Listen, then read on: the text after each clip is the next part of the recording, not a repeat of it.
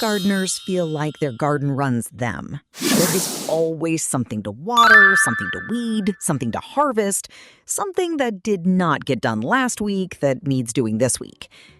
What if that feeling was not about the garden at all? What if it was about the system, or the lack of one? Stacey Murphy spent years as an architect and then as an urban farmer running a network of Brooklyn backyard gardens, producing 30 to 60 pounds of food every single week. And the thing that made it work was not a gardening technique. It was a way of thinking. She calls it pattern recognition. And in the next 27 minutes, she is going to show you exactly how to apply it to your garden so that every hour you put in compounds instead of repeating itself.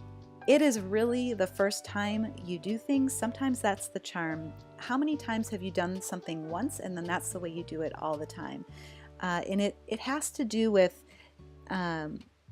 it's a creative savings in a way.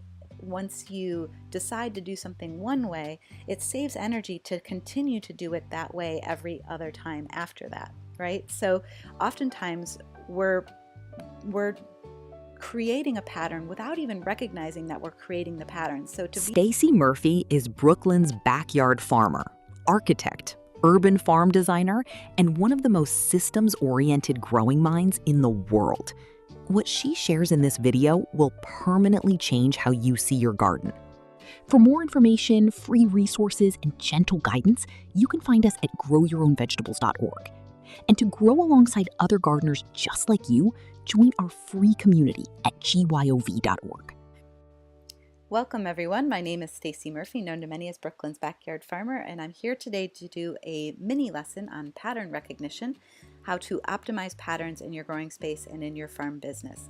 And so if you're somebody who's looking for a little bit more ease when you're growing your food, if you're looking to save a little bit of time, energy, and money, pattern recognition is really the place to look, because what we do once, if we can save a little bit of time, energy, or money in that one time, if it replicates itself, we can save a lot of time, energy, and money over the long haul. So pattern recognition really sets us up to enjoy our time and to preserve our resources. And so pattern recognition is also very important as a farm manager or as a farm owner to understand all of your systems, how they work, and to optimize each one of those systems. And so all of the courses that I teach, this is the methodology that I use. I really look at pattern recognition first and pattern design. So today we're going to be going over how to be aware when patterns are forming, what makes a particular pattern emerge, what factors you can optimize, automate, or let go of, and then I'll be sharing some examples from growing spaces and businesses that I've worked with over the years. All right, so let's jump in here, and before I talk about when patterns form, I want to share what makes pattern recognition so important. And I talked a little bit about it before, how it can save time, energy, and money because all these things add up over time. Here's what I would say about pattern recognition and pattern design. What we build sets up a pattern of use. And this is something that architects use often as in the design of buildings, and I was an architect in the past. And what architects are doing is they're saying, how is this building going to be used? How are people going to move through it? What are they going to need? What are they going to look at? What actions are they going to take? And they design the space to allow those actions to take place. And oftentimes we think of architecture as a set of objects, but really architects are looking at how that building is going to be used. And so an example of this, let's say, of why this is so important on our farm is, let's say, I'll take an architectural example, a chicken coop. If you don't build your chicken coop in a way that is easy to maintain the chicken coop, let's say to clean it out over time, to collect eggs, to take care of the birds, if you don't design the space to make it easy for yourself to do all of those things, you're going to be wasting a lot of time and a lot of energy. You're going to be bummed out. This is the architectural principle most gardeners never apply. Before you build or plant anything, ask how you are going to use it. That question changes everything. A lot of energy, you're going to be bummed out, and in the end, both of those things are equal to money, because basically your time and your energy spent is keeping you from doing other things. So you want to be setting yourself up in your business and in your growing space in a way that you know that your time is used most effectively. So that's why pattern recognition is really important. And if you are somebody who has a hobby, it's all part of the learning journey to not have a pattern, right? It's part of your learning to try different things and to experiment. And over the course of time, you will settle on something that makes sense. And that's when a business is really born, because that's when you can effectively deliver a product for a price, when you have a system in place. So that's why we're talking about patterns today. So let's start off by talking about when patterns form. And it is really the first time you do things. Sometimes that's the charm. How many times have you done something once and then that's the way you do it all the time? And it has to do with, it's a creative savings in a way. Once you decide to do something one way, it saves energy to continue to do it that way every other time after that, right? So oftentimes we're creating a pattern without even recognizing that we're creating the pattern. So to be really aware that I'm going to be really intentional about the way that I do this the first time, because it's going to set me up to do this the same way every time after this.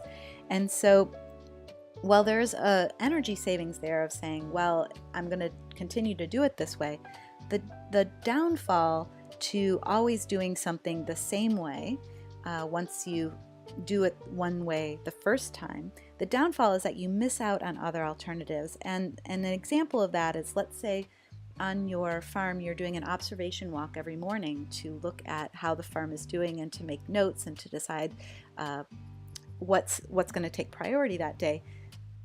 If you always take your walk in the same direction, you may not actually see everything on the farm. So just by walking the opposite direction, you see the other side of the plants, which may have a different story to tell you. And so this is one of the simplest and most powerful things you can do in your garden this week.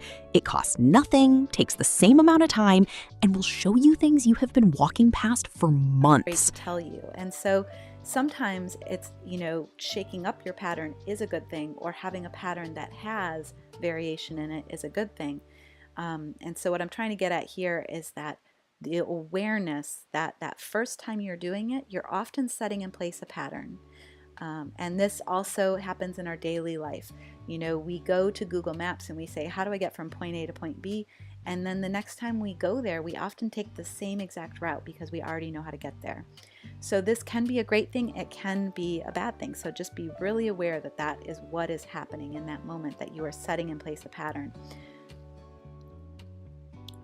So what makes a particular pattern emerge over time? And here I show a picture of honeycomb because I think it's a really great lesson to think about how this honeycomb was produced. And so in this case, there is an entire ecology of this hive that shapes this comb's pattern, right? So you see here that the size of the different cells is pretty much the same. Each cell is about the same size. And that has to do with the size of a bee forming, and also has to do with the size of trying to keep anything else out that is not needed for that bee to form. So we're trying to keep out mites and things like that. So that cell size, the bees have figured out the perfect size for that cell. They've chosen a shape that is strong. This six-sided figure is strong for this shape to emerge. And they've figured out probably that cell wall thickness. They've probably figured out the exact cell wall for the strength of that comb. And then they've also figured out that on the opposite side of this comb, the cells are off this center, and that helps strengthen the comb as well, so that it's not a continuous cell all the way through two sides where one bee is being formed on one side and the other bee is being formed on the other side in the exact same location, but it's offset to create even more strength. So there's an entire ecology here and a wisdom here that has emerged.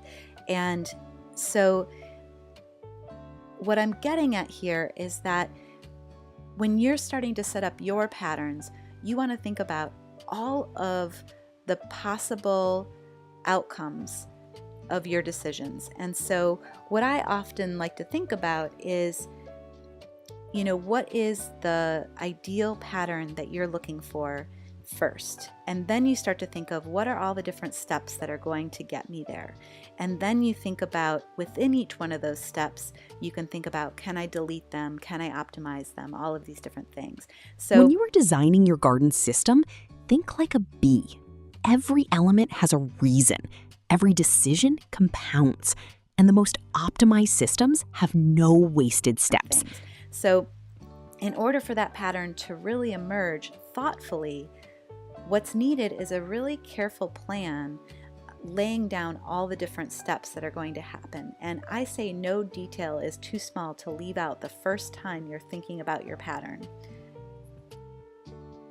All right, so thinking about once you have all those factors laid out, all those steps laid out to get to your pattern, then you start to think about what factors can optimize this pattern. And here I'm showing an image of a spider web, which is one of our most prized images of optimization, I'm guessing, in the world.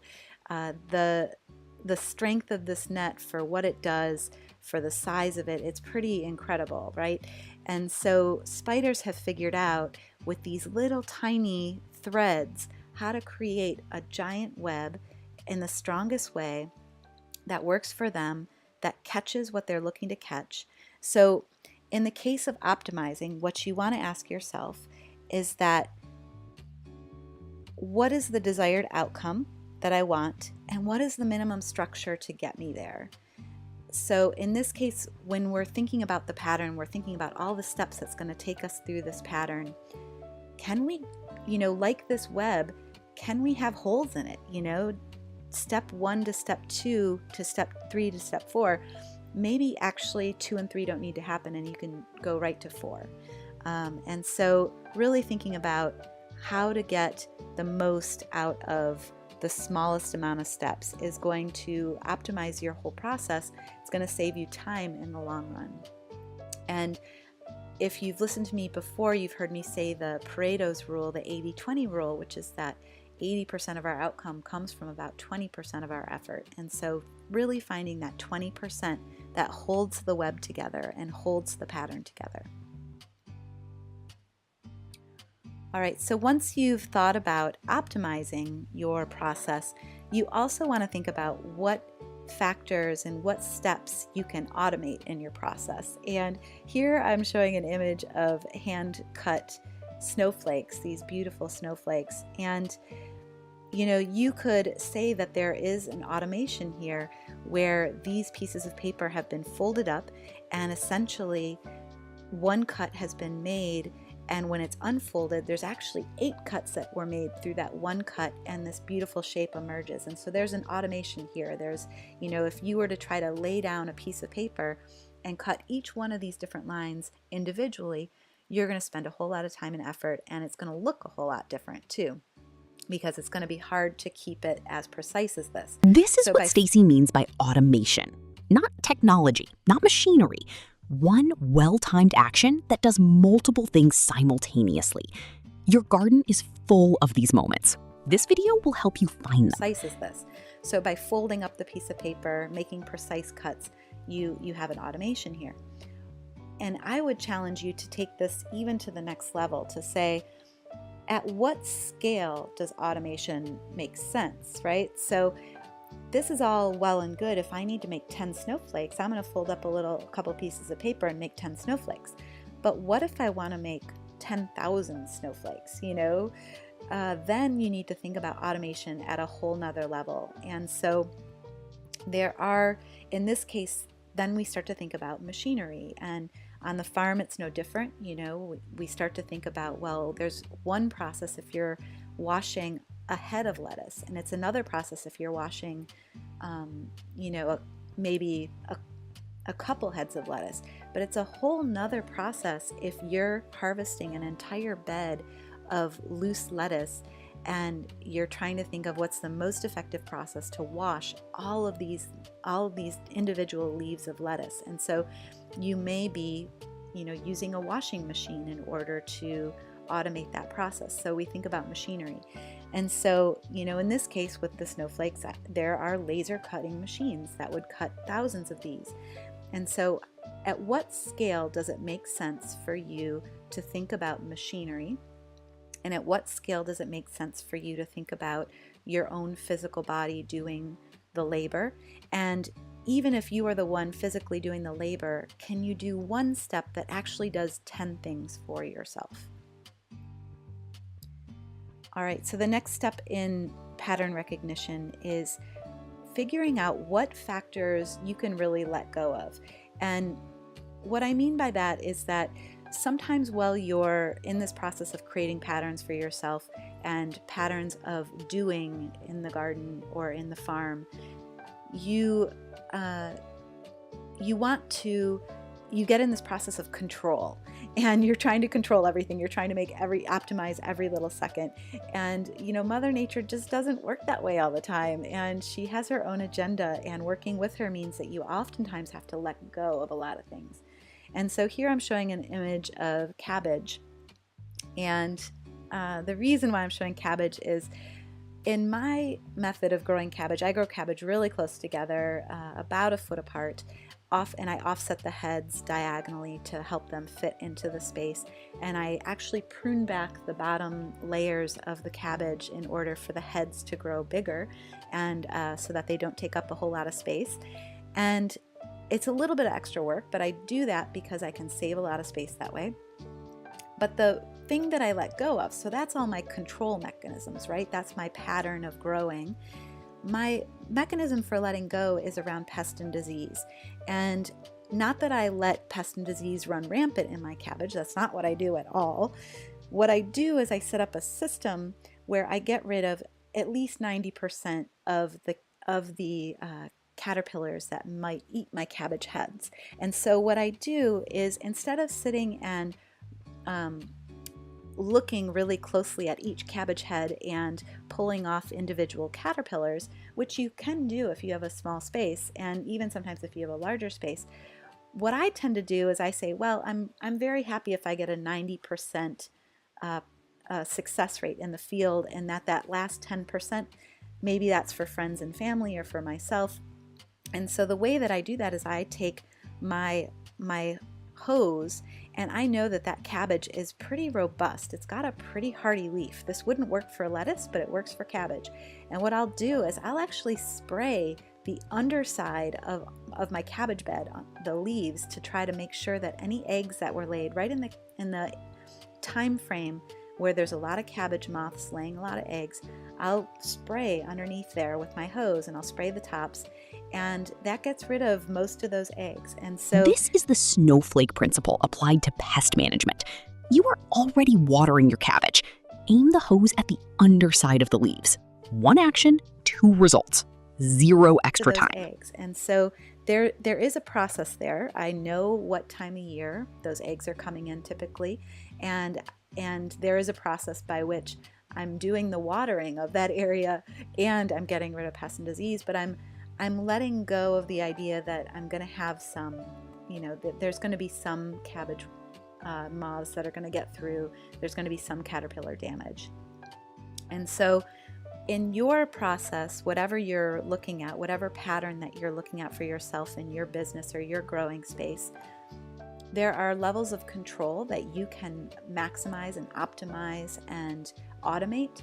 And then there are other things that you're just going to have to let go. So what are those things, and how do your patterns support that letting go? How do you measure? So in my case here, I'm measuring, I'm good with 90% success rate, and the rest I'll let go of. All right, so let's look at a couple quick examples. And I have been talking all examples up until now, but we'll talk a couple more examples here. So the first example is a business example. And so how do I receive payments? So whenever you're setting up any system in your business, it starts with a simple question like this. How do I receive payments? And what you'll notice about this question is that it's very general. You may be receiving payments through CSA, through your farmer's market, through a restaurant. You might be receiving lots of little payments. You might be receiving one giant payment.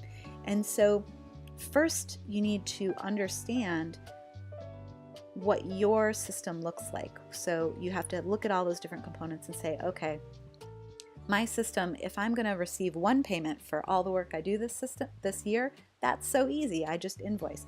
But if I'm going to receive lots of tiny little payments, like selling each individual kale bunch, then I need to have a system in place that makes it really easy for me to do my accounting. And that's really what this question gets at, right? It's not about how I'm receiving payments, but it's about how do I save time and energy in my accounting, and how do I get accurate accounting so that I can know for next year how to make more money. So this whole process is really about your business and a larger picture. And this one pattern can make or break your business potentially. If you have a lot of little things to manage and you don't have a process, you can break the larger system by not having that pattern emerge. And so in this case, how do I receive payments? What I would recommend you think about, just as an example, is, so let's look at the example of lots of little payments. Let's say you're selling to restaurants and you have 20 or 30 restaurants that you sell to, and whenever you show up, here's the question: you need to receive payment for your goods delivered. So you could, on the one hand, you could have an invoice in triplicate that person could sign, and they could give you cash, and you could have receipts, and you could have receipts and copies, and you could take all that paperwork back to your office and you could file it, and you could have somebody enter, or you could enter that data into QuickBooks or into an Excel spreadsheet. So that's one system, and to do that, you want to make sure that you have all that paperwork lined up ahead of time so that it's all consistent. When you're at the restaurant, everything is easy and moves forward very quickly. And when on the other end, you want to file it really easily so that you can do all the accounting quickly. And then another way to think about it is, well, what if you get to have so many of those interactions where now this paper just doesn't make any sense? Papers are getting lost, it's taking too much time. At what point do you say, all right, what if I had a slide? What if I took credit cards actually from the restaurant? I went to the restaurant and they swiped their card and everything was automated. They got an automated receipt, and all of that was linked to my QuickBooks, and so I had very little to do with that process. At what point does setting up that system make sense? Because that's going to take time and effort. So those are the kinds of questions you want to be asking yourself. The appropriate pattern of use makes the best use of your time and your energy. So there's a scale impact involved. All right, so let's talk about another example here. So example 2, this is horticulture and a business example all wrapped up into one. How do I prune and trellis my tomatoes? And here what you'll notice is that this person looks like they use the method where they're basically pruning off everything on the lower levels to maximize the growth of the fruit, and they're really sending those vines upward and taking off any side branches that will take any energy away from fruiting, and they're sending all the energy into the fruit and none into creating the plant. They do have some greenery for photosynthesis, of course, but they're really focused on production of those cherry tomatoes. And so here it's very obvious to me when I look at this image that this person is all about yield. They want the most amount of tomatoes, and in order to do that, they need to set up a system that tomato plant can grow very tall, because they're pruning off all those lower branches, which means that all the energy is going upward in the plant. And so they're making the decision that their pattern is height doesn't matter, it can go as tall as it needs to go. And they're also making the decision that again, like I said, they're making the decision that lots of yield is important. They're making the decision here that they have long rows, and so certain kinds of trellises aren't going to make sense. They're making the decision to grow so many that probably the most effective strategy is a string system, which holds these plants up to most likely what's in a hoop house, some kind of hoop house structure above. And you can kind of see some of those strings wrapped around those plants there. And so this is much different than, say, somebody who grows 4 plants in their backyard and they let them get really bushy and they aren't growing anything underneath them. So there's different strategies to how to prune and trellis your tomato based on what your desired outcome is. And so these are all things to be thinking about as you're setting up your system for how am I going to put these tomatoes into my space. And here it looks like harvesting is really important to them. They've made it really easy to harvest, thin, narrow rows, lots of space to harvest, and lots of fruit. If harvesting speed wasn't as important to them, they may have more bushy plants, and in that case you're kind of reaching in and you're working with the plant a little bit more in order to get the fruit off of the plant. All right, so let's go on to example 3 because it's kind of a lead-in. And the example 3 is, how do I harvest my cherry tomatoes? And so obviously, I mentioned this person is obviously really looking at yield and really trying to make it easy on themselves to harvest. And there's one more step that they could potentially do to make their harvest even more easy. And so for all of you who've harvested cherry tomatoes, you probably know this. Picking a lot of little things takes a lot longer than picking a couple large tomatoes. And so a lot of farmers choose not to do cherry tomatoes because it takes so long to harvest. On the other hand, consumers love cherry tomatoes. They're easy to put on salad. They're easy to just pop in your mouth and just eat. They're easy to give to kids. So the market really loves cherry tomatoes. So what do? So this person has figured out some ways to make harvest easy. And for me, I do a little bit of a 90% rule here, 80% rule for myself, which is that when I have cherry tomatoes and a lot of them, a lot of times what I'll do is I'll reach in and I'll just pull my hand gently across those. See how the cherry tomatoes are all on like one vine kind of coming down. I'll really gently pull with my hand, and what comes off of my hand is ready to come off and it goes in, and what stays on the plant I sometimes will leave on the plant longer. And that's because I have multiple harvests and I know that it can stay on the bush, on the vine a little bit longer, and I can get it later. But if that doesn't work for you, and again, that's only going to take off like 80% because a lot of those things are going to stick on the vine and they aren't going to come off so easily. It's only really capturing the really, really ripe tomatoes. So the next thing you could do is you could say, well, as a farm business, people love cherry tomatoes. They're a pain in the butt to harvest. So what I'm going to do is I'm going to do a U-pick. And so when people come to the farmer's market, let's say it's on my property, I have little containers and I say, oh, cherry tomatoes, it's U-pick. It's whatever price it is per pint, and the price per pint is a little lower than the price per pint if a farmer were to pick it. And this is great. This is a great option for lots of people because they really enjoy the picking and they get to pick exactly which tomatoes they want. Now, the downfall to the farmer is that sometimes it's not a very effective harvesting technique because people aren't going to necessarily harvest the way you would, and they aren't necessarily going to take all of the tomatoes. So you might lose some. So you might need a backup strategy for what's left over. But again, that's sort of automating the process or outsourcing it, I would say. So what will work well for you in this system, and what's going to produce the most desired outcome with the least effort? And when I say the most amount of outcome, oftentimes, like what I was referring to earlier, is what's going to get you 80% of the way there. All right, so I know that was just a really short introduction to pattern recognition, and I wanted to share this because farming, I have found, is about 90% pattern recognition and design, and it's really the heart of everything that I do, and it's also how I teach.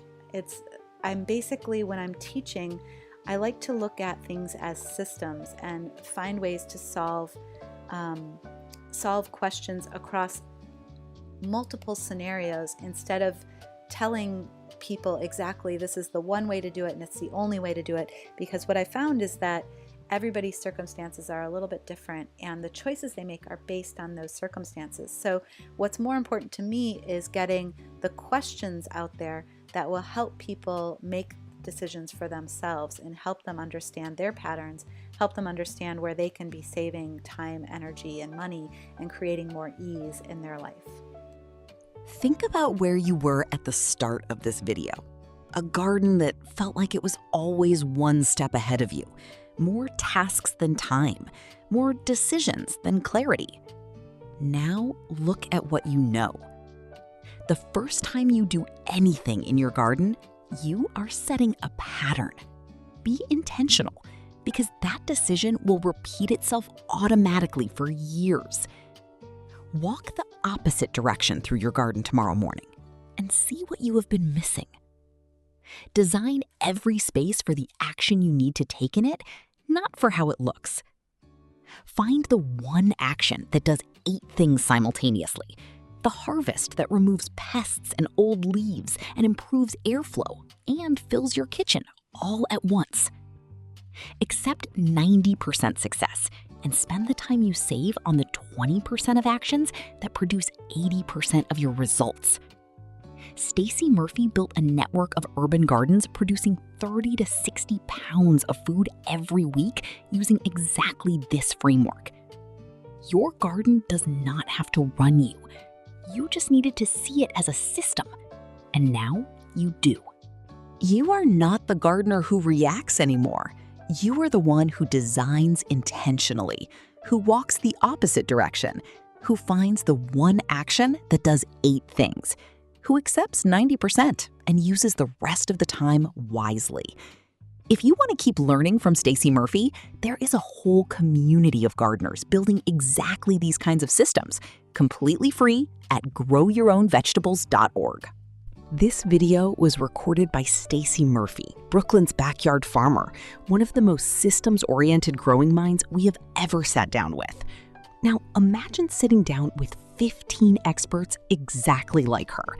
15 of the most respected gardeners, herbalists, and soil scientists on the planet, each sharing the single most powerful lesson they know, the insight that changed everything about how they grow food, the thing they wish someone had told them at the beginning. Clinical herbalists who can turn your garden into a medicine cabinet, soil scientists who will change how you see every handful of dirt, food growers who have fed entire communities from a backyard. All of it waiting for you right now, completely free at the Superfood Garden Summit. Go to growyourownvegetables.org/summit, register in 30 seconds, and start watching immediately.